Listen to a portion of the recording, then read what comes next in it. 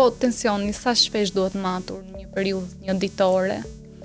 Në individët të cilët janë për herë të parë që konstatojnë një shifër tensioni, nuk do të themi që direkt duhet fillojnë mjekim.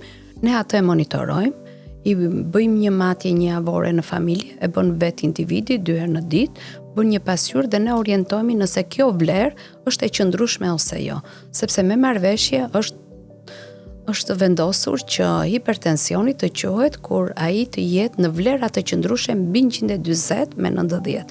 Më thënë, një shifër e vetme nuk na drejton drejt mjekimit me njëherë.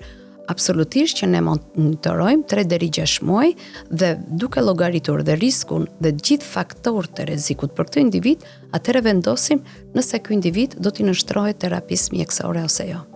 Ka një mënyrë korrekte se si duhet matur?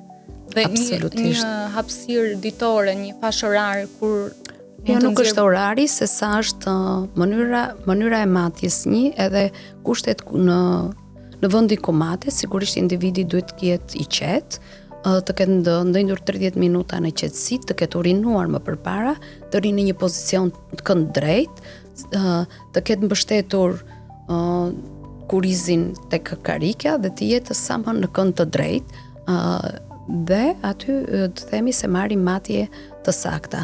Sigurisht që një matje asnjëherë nuk duhet të merret në konsiderat ose duhet të pritur të bëhet 2 deri 3 matje dhe ne marrim një mesatare që të bindemi që ky individ po zhvillon tension ose jo. Kur ne ju rekomandojmë atë matje një javore në familje, sigurisht i themi një matje paradite dhe një matje në mbrëmje dhe kjo bëhet që në 24 orë individi të ketë vlera të presionit arterial brenda shifrave optimale.